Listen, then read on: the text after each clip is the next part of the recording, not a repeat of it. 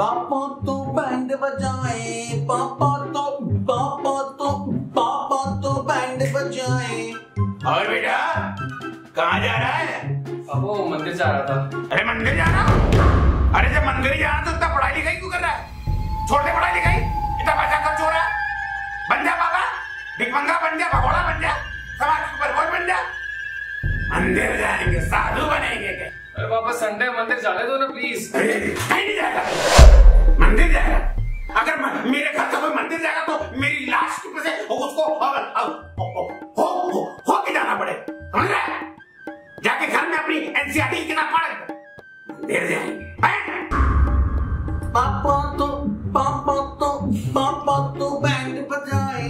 क्या साधु अपने जिंदगी की जिम्मेदारियों से भागा हुआ एक इंसान है, या फिर समाज के ऊपर एक बोझ की तरीके से है जिसका समाज के विकास में कुछ भी योगदान नहीं है? या फिर साधु मंदिरों के अंदर, मठों के अंदर रहकर धर्म के नाम पर ठगी कर कर पैसा कमाने वाले लोग हैं, अत्याचार बलात्कार करने वाले लोग हैं? आखिर साधु है कौन? उनका इतिहास क्या है?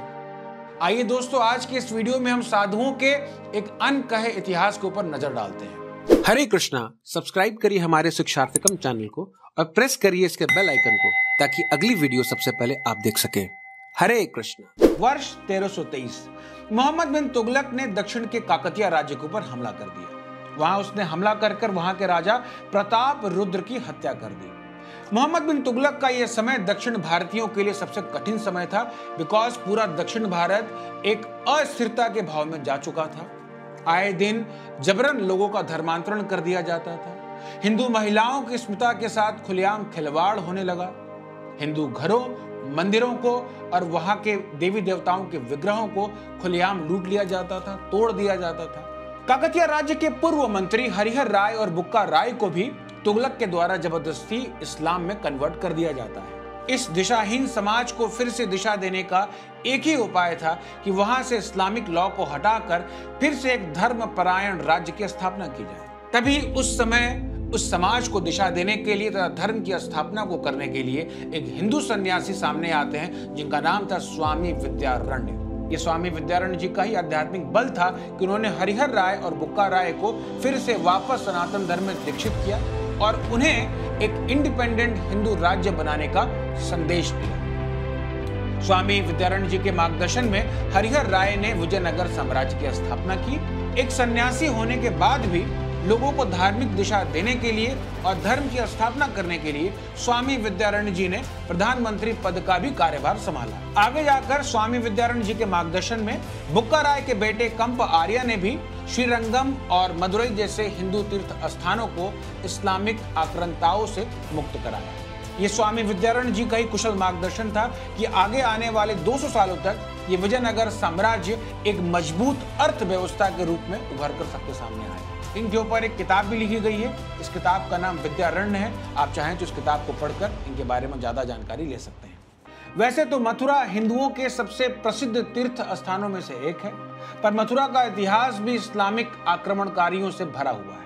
इस्लामिक आक्रमण की वजह से पूरा ब्रज, मथुरा, वृंदावन, बरसाना, नंदगांव सब कुछ तबाह हो चुका था। ऐसे कठिन और बिल्कुल विपरीत परिस्थिति में धर्म की स्थापना करने के लिए दक्षिण भारत से 2 साधु व्रज धाम में आते हैं।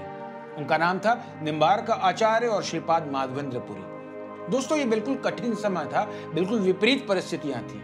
ये वो समय था कि अगर कोई हिंदू मंदिर जाता है तो वापस लौट के आएगा या नहीं आएगा, इसका कोई अंदाजा नहीं था। ऐसी परिस्थितियों के अंदर श्रीपाद माधवेंद्रपुरी ने कृष्ण जन्मभूमि के स्थान पर भगवान कृष्ण के विग्रह की स्थापना की और वहां से फिर से बंद हो चुकी पूजा पद्धति को शुरू किया। मृत प्राय हो चुके इस ब्रज धाम को फिर से पुनर्जीवित करने के लिए श्री चैतन्य महाप्रभु ने अपने 2 शिष्यों को, श्री रूप गोस्वामी और श्री सनातन गोस्वामी को बंगाल से वृंदावन में भेजा और उन्हें आदेश दिया कि अब भगवान की समाप्त हो चुकी सारी लीला स्थलियों को फिर से खोजिए और उनको प्रकट करिए, मंदिरों की स्थापना करिए, शास्त्रों की रचना करिए और इसका प्रचार प्रसार करिए। ये श्री रूप गोस्वामी और सनातन गोस्वामी दोस्तों के साधारण व्यक्ति नहीं थे। ये बंगाल के सुल्तान हुसैन शाह के सरकार में एक बहुत बड़े मिनिस्टर के रूप में कार्य करते थे। स्कॉलर व्यक्ति थे, पैसे की कोई दिक्कत नहीं थी। फिर भी चैतन्य महाप्रभु के आदेश पे सनातन धर्म को दोबारा से रिवाइव करने के लिए ये सब कुछ त्याग कर वृंदावन में आ जाते हैं। आज जो दोस्तों हमें चमकता हुआ वृक्ष दिखता है जिसपे हम सब लोग सेल्फी खींचते हैं, चाट पकौड़ा खाते हैं, दर्शन करते हैं, नृत्य करते हैं, इसके पीछे हमारे आचार्यों का खून और पसीना लगा हुआ है। अगर आप इस घटना के बारे में और डिटेल में पढ़ना चाहते हैं तो मीनाक्षी जैन की एक पुस्तक है फ्लाइट ऑफ द डीडीज, आप चाहें तो उसे भी पढ़ सकते हैं। 16वीं शताब्दी में जब अकबर का शासन चल रहा था दोस्तों, तो उस समय मुसलमान सूफी बिना मतलब के ही हिंदू सन्यासियों के ऊपर आक्रमण करने लगे, क्योंकि उनका मकसद था कि अपने धर्म का विस्तार किया जाए। इस बात से परेशान होकर स्वामी मधुसूदन सरस्वती ने हिंदू सन्यासियों को आत्मरक्षा करने के लिए प्रेरित किया और उन्होंने नागा साधुओं का एक समूह बनाया जो कि धर्म की रक्षा के लिए लड़ सकते हैं। इस घटना के ऊपर एक किताब लिखी गई है, आप चाहें तो उस किताब को पढ़ सकते हैं। बुक का नाम है soldier Monks and militant Sadhu by William pinch. ये स्वामी मधुसूदन सरस्वती की दूरदर्शिता ही थी कि जब 1664 में औरंगजेब ने काशी विश्वनाथ मंदिर के ऊपर अटैक किया था तो उसका सामना पारंपरिक सैनिकों से नहीं हुआ, उसका सामना 40,000 नागा साधुओं से हुआ जो कि महानिर्वाण अखाड़ा से थे। और इस युद्ध के अंदर सन्यासियों ने हर हर महादेव को नारा लगाकर औरंगजेब की सेना को हरा दिया था। इसके ऊपर भी किताब लिखी गई। इस किताब का नाम है the illustrated encyclopedia of Hinduism by James G Lochtefeld. आप चाहें तो इस किताब को पढ़ सकते हैं। 17वीं शताब्दी के प्रारंभ में दोस्तों एक मराठा सन्यासी थे जिनका नाम था समर्थ रामदास जी। वो पूरे भारत के अंदर करीब 12 सालों तक तीर्थ यात्रा कर रहे थे और अपनी तीर्थ यात्रा में उन्होंने भारत को बड़ा क्लोजली ऑब्जर्व किया और देखा कि किस प्रकार से पूरा भारत इस्लामिक रूल के अंदर गुलाम बन के रह गया। इन हिंदुओं को जागृत करने के लिए, उन्हें यूनाइट करने के लिए समर्थ रामदास जी ने गांव-गांव के अंदर हनुमान मंदिर की स्थापना की, अखाड़ों की स्थापना की, जहां से मराठा योद्धा तैयार होने लगे। उन्होंने पूरे भारत के अंदर करीब 1500 मठों की स्थापना की और अलग अलग प्रचारकों को नियुक्त किया जिससे कि धर्म के प्रचार को बढ़ाया जा सके। हिंदू समाज को यूनाइट करने के लिए उन्होंने भक्ति योग का प्रचार करना प्रारंभ किया और जाति प्रथा को समाप्त करने का उन्होंने भरपूर प्रयास किया। धर्म की प्रचार और सेवा करने के लिए उन्होंने महिलाओं को भी प्रेरित किया।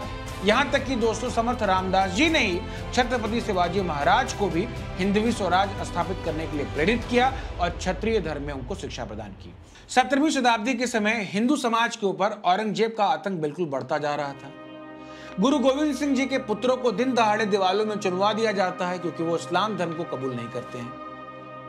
वहीं दूसरी तरफ लक्ष्मण दास नाम के एक क्षत्रिय के हाथों एक गर्भवती महिला की हत्या हो जाती है, जिसके बाद उन्हें संसार से वैराग्य उत्पन्न हो जाता है। कई सालों तक वो तपस्या करते हैं और अनेक प्रकार की सिद्धियों को प्राप्त करते हैं। 1708 में उनकी मुलाकात गुरु गोविंद सिंह जी से होती है। गुरु जी उन्हें वापस से क्षत्रिय धर्म अपनाने की शिक्षा देते हैं और उन्हें आदेश देते हैं कि आप धर्म की स्थापना के लिए अधर्म के विरुद्ध लड़ने के लिए तैयार हो जाएं।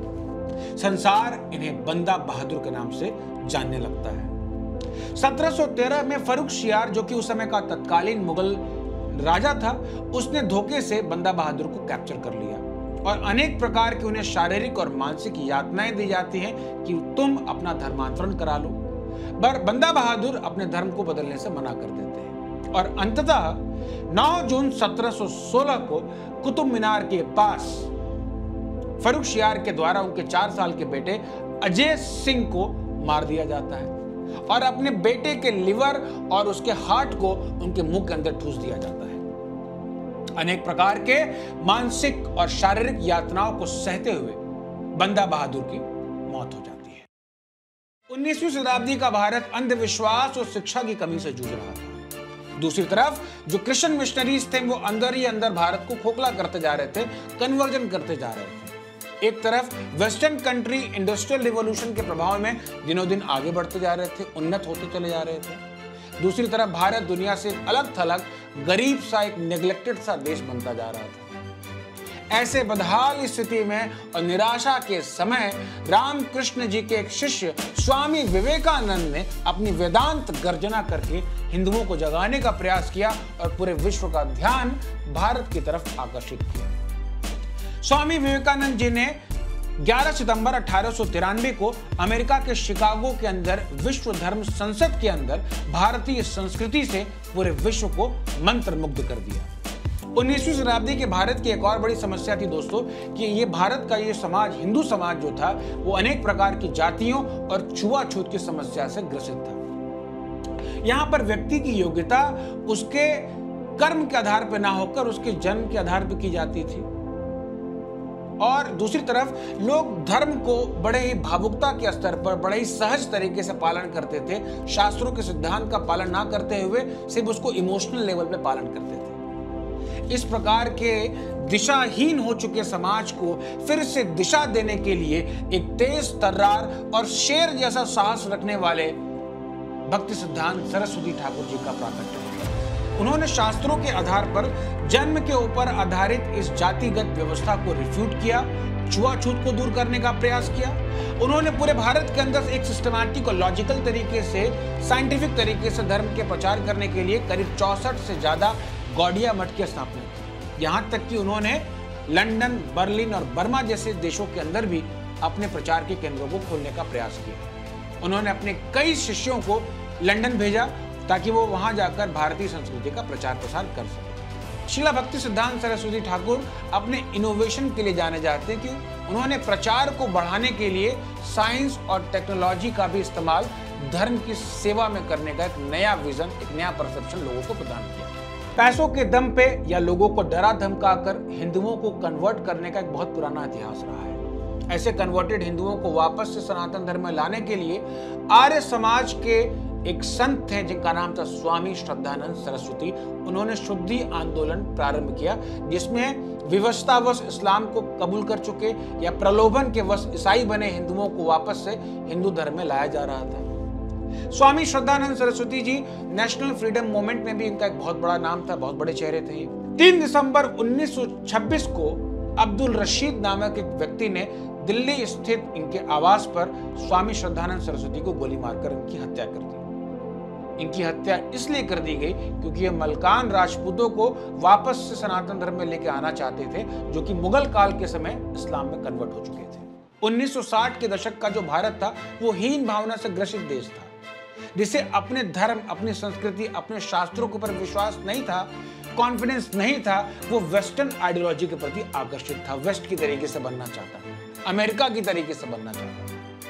ऐसे हीन भावना से ग्रसित समाज को दिशा देने के लिए तथा हिंदुओं की बंद आंखों को खोलने के लिए 70 वर्ष की अवस्था में इसी भक्ति वेदांत स्वामी शिला प्रभुपाद जी 2 हार्ट अटैक को सहते हुए अमेरिका जाते हैं। बिना किसी मदद के 10 सालों के अंदर पूरे विश्व के अंदर प्रचार करके 108 मंदिरों की स्थापना करते हैं। 5000 से ज्यादा विदेशी शिष्यों को दीक्षा देते हैं। पूरे विश्व के अंदर विग्रह सेवा, रथ यात्रा, प्रसादम वितरण, अनेक प्रकार की सेवाओं को प्रारंभ करते हैं। उन्होंने 80 से ज्यादा धार्मिक पुस्तकों की रचना की, जिससे कि आने वाली पीढ़ी भी धार्मिक शिक्षा को ले सके। दोस्तों, सनातन धर्म के अंदर गौ का बड़ा इंपॉर्टेंट रोल है। गाय को लोग अपनी माता के समान पूजते हैं, मानते हैं। आजाद भारत के अंदर गौवध के ऊपर पूर्ण रूप से प्रतिबंध लगाने के लिए 1966 में एक बहुत बड़ा आंदोलन होता है, जिसमें लाखों की संख्या में साधु संत, सन्यासी, नागा साधु, महिलाएं, बच्चे, बूढ़े, बुजुर्ग सभी लोग उसमें पार्टिसिपेट करते हैं। नवंबर 1966 को दिल्ली की सड़कों पर लोग आ जाते हैं, संसद का घेराव करने का प्रयास करते हैं, पर उस समय की तत्कालीन सरकार ने साधुओं के ऊपर ओपन फायरिंग करवा दी, लाठीचार्ज करा दिया, जिसमें 250 से ज्यादा साधुओं की निर्मम हत्या हो जाती है। इस खबर को सरकार के द्वारा सप्रेस कर लिया जाता है। उस समय कोई सोशल मीडिया नहीं था और मीडिया भी जो था गवर्नमेंट के कंट्रोल में था, इस वजह से खबरें लोगों के सामने आई नहीं। उड़ीसा का जो कंधमाल डिस्ट्रिक्ट है दोस्तों, वैसे वर्षों से वो क्रिश्चियन मिशनरीज का एक अड्डा है, जहां पर क्रिश्चियन मिशनरी खुलेआम हिंदू आदिवासी समुदाय का, उनका क्रिश्चियन धर्म में उनका धर्मांतरण करते आ रहे थे। इस धर्मांतरण के ऊपर स्वामी लक्ष्मणानंद सरस्वती ने आवाज उठाई और इसके विरुद्ध जाकर कार्य करने का प्रयास किया। स्वामी लक्ष्मणानंद सरस्वती ने ग्राउंड पर जाकर सनातन धर्म का प्रचार किया और जिसकी वजह से क्रिश्चियन कन्वर्जन काफी हद तक रुक भी गया था। इससे तिलमिलाकर वर्ष 2008 में जन्माष्टमी के दिन करीब 20 लोगों ने नकाब डालकर स्वामी लक्ष्मणानंद सरस्वती, जिनकी अवस्था 82 साल थी, उनके ऊपर गोलियों से उनकी निर्मम हत्या कर दी। हत्या करने के बाद उनके शरीर को कई जगह से काट दिया गया। अक्टूबर 2013 में 8 लोगों को गिरफ्तार किया गया, जिसमें 7 कन्वर्टेड क्रिश्चियन थे और एक माओइस्ट लीडर जिनका नाम पुल्लई रामाराव था, उनको अरेस्ट किया जाता है। दोस्तों, मैंने जिन भी साधुओं का आपको नाम बताया, क्या ये सारे साधु करप्ट हैं, अत्याचारी हैं, बलात्कारी हैं, रेपिस्ट हैं? क्या इनके अंदर कोई भी एक अच्छा गुण नहीं है? फिर क्यों हमें इनका नाम नहीं पता चलता? इनके ऊपर मूवीज क्यों नहीं बनती? इनके ऊपर चर्चा क्यों नहीं होती? हमारा उर्दू वुड, सॉरी माफ करिए, कराची वुड, माफ करिएगा, बॉलीवुड, वो अंडरवर्ल्ड डॉन के ऊपर 50-50 मूवी बनती है। डॉन के ऊपर जिन्होंने बम ब्लास्ट किया है, जो क्रिमिनल्स हैं, इनके ऊपर मूवीज बनती है खुलेआम, बट साधुओं के ऊपर मूवी नहीं बनती है। अब बनती भी हैं तो क्या बनती हैं? आश्रम, नित्यानंद, सेक्रेड गेम, पाताल लोक, अभी काली के ऊपर भी एक डॉक्यूमेंट्री है, उसके ऊपर बड़ा विवाद चल रहा है। इस बात को दोस्तों हम समझते हैं कि ऐसा नहीं कि समाज में गलत साधु नहीं है, गलत साधु हैं, ढोंगी हैं, पर ढोंगी किस जगह नहीं है? क्या पुलिस ऑफिसर ढोंगी नहीं है, करप्ट नहीं है? आईएएस ऑफिसर करप्ट नहीं है? डॉक्टर्स करप्ट नहीं है? पॉलिटिशियन करप्ट नहीं है? एक्टर्स, डायरेक्टर्स करप्ट नहीं है? हर जगह करप्शन है। बट पॉइंट है दोस्तों कि नेवर जज a book by its cover. Gulab jamun को देख के जज मत करिए, क्योंकि देखने से तो वो काला ही दिखता है, खाने पे मीठा लगता है। इसीलिए दोस्तों साधु संतों को सुनिए। आपके घर के बगल में कोई हो, आपके मंदिर में कोई साधु संत, उसको सुनिए, उसको एनालाइज करिए, उसको प्रैक्टिस करिए, तब जाके उसको फॉलो करिए। अगर आप इस प्रोसेस को फॉलो करते हैं दोस्तों, तो कई साधु आज भी अच्छे हैं, आज भी जेन्युइन लोग हैं।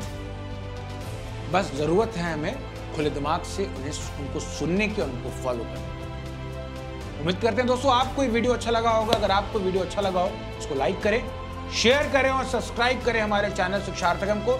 इस वीडियो को हर उस व्यक्ति को शेयर करिए जिसके मन में साधुओं को लेकर डाउट है, द्वेष है उसके अंदर, जिसको नहीं पता कि साधुओं ने हमारे इंडियन सिविलाइजेशन के लिए, वैदिक धर्म के लिए क्या क्या किया है। सब लोगों को शेयर करिए।